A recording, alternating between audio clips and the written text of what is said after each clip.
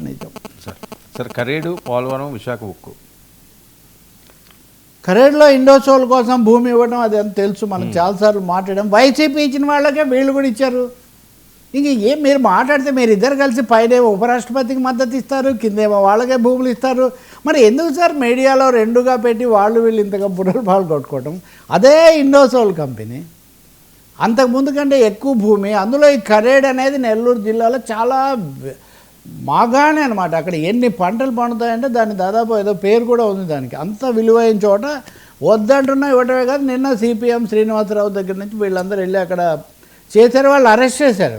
YCP వాళ్ళు కూడా దీని మీద మాట్లాడతారు, కానీ వాళ్ళు ఈ ఉద్యమంలో ఏం పాల్గొనరు. వాళ్ళ ఆందోళన వేరు, మేము వేరే ఇంతకు ముందు ఇచ్చాము అని. ఇంకా రెండోది పల్లా కదా, విశాఖ ఉక్కు, అది మనము మాట్లాడుతున్న ఒక అంశం. విశాఖ ఉక్కును 43 భాగాలు అమ్మేయటం ఏంటి? ఈ దొడ్డిదోవలో మీరు ప్రైవేటీకరణ చేస్తున్నారు, చాలా వక్ర మార్గం పట్టిస్తున్నారని కార్మికులందరూ ఆందోళన చేస్తుంటే, ఒకప్పుడు పల్లా శ్రీనివాసరావు ఆయన గాజువాక శాసనసభ్యుడు, గతంలో నిరాహార దీక్ష కూడా చేశాడు. సరే మీరు ఊరికినే ఊహించండి సార్, ఒక సంస్థలో 43 భాగాలు ప్రైవేట్ చేసిన తర్వాత, అంటే సగానికి సగం ఇంకా సంస్థలు ఏముంటుందండి? ఆయన ఎటువైపు ఉండాలి పల్లా ఈ సమయంలో?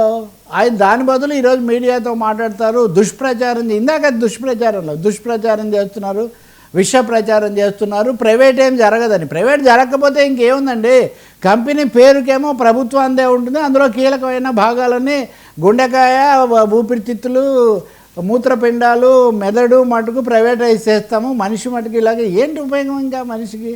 కాబట్టి కార్మిక సంఘాలు చాలా తీవ్ర ఆగ్రహంగా ఉన్నాయి. పల్లా శ్రీనివాసరావు గారు లాంటి వాళ్ళు, పవన్ కళ్యాణ్ సరే, చంద్రబాబు నాయుడు, లోకేష్ సరే, అక్కడ స్థానిక పరిస్థితులు తెలిసి ప్రాతినిధ్యం వహించే వాళ్ళు ఈ ప్రక్రియను ఆపడానికి బదులు ఇదేమీ జరగదు, ఇదేం ప్రైవేటీకరణ కాదు అని చెప్పడం మరి ఎందుకు చేస్తున్నారు? వ్యూహాత్మక అమ్మకం లేదంటే ఇదే వ్యూహాత్మక అమ్మకం.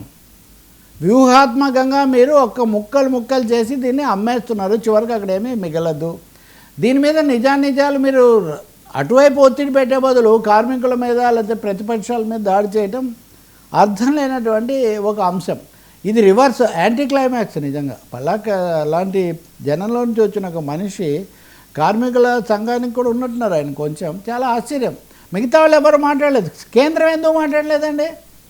కేంద్ర సంస్థ కదా అది. ఇంకా మూడోది పోలవరం నిర్వాసితులు. అసలు ఈ విషయాలు ఎప్పుడన్నా పతాక శీర్షికల్లో కానీ మొదటి పేజీలో కానీ కనిపిస్తున్నాయా వర్మ? ప్రైమ్ టైంలో ఎప్పుడైనా ఈ మాటలు వినిపిస్తున్నాయా? కరేడు, పోలవరం, విశాఖ ఉక్కు, గిరిజనులు, భూముల అప్పగింత, ఏమీ కనిపించవు. ఎంతసేపు రౌడీ షీటర్లు, లిక్కర్ స్కామ్లు, లేకపోతే ఇదిగో వాళ్ళ మీద వీళ్ళు, వీళ్ళ మీద వాళ్ళు, బూతులు. పోలవరం నిర్వాసితులు ఎవ్వరూ పట్టించుకోవట్లేదు. దాన్ని వేగంగా కడతాం అంటే ఇంకా ఎక్కువ మంది ఇంకా వేగంగా నిర్వాసితులు అవుతారు.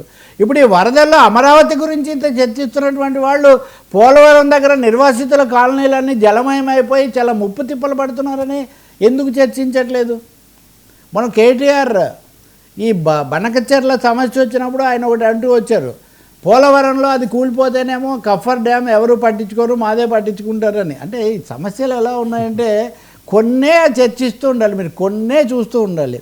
ఇప్పుడు నేను ఈ మాట ఎందుకు చెప్తున్నా అంటే, సిపిఎం జనరల్ సెక్రటరీ, ప్రధాన కార్యదర్శి ఎంఏ బేబీ, అలాగే రాజ్యసభలో సభ్యుడు, మన పాత్రికేయ నేపథ్యం కూడా జాన్ బ్రిటాస్, వాళ్ళు పోలవరంలో పర్యటించారు, జనంతో మాట్లాడారు, మీడియాతో మాట్లాడారు.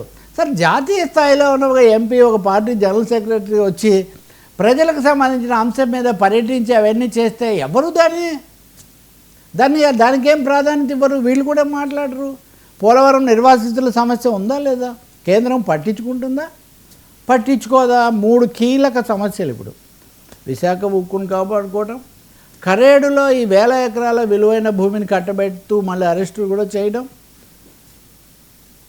పోలవరం నిర్వాసితులను అలా నిర్దాక్షిణ్యంగా వదిలేస్తున్న పరిస్థితి. ఈ మూడింటికి పరిష్కారం చూడాల్సిన అవసరం మటుకు ఒకటి ఉంది. పల్లా లాంటి వాళ్ళు ఆ పని చేస్తే చాలా మంచిది. వాస్తవంగా నిజానికి పోలవరం నియోజకవర్గం వీళ్ళకి దగ్గరగానే ఉండేదే.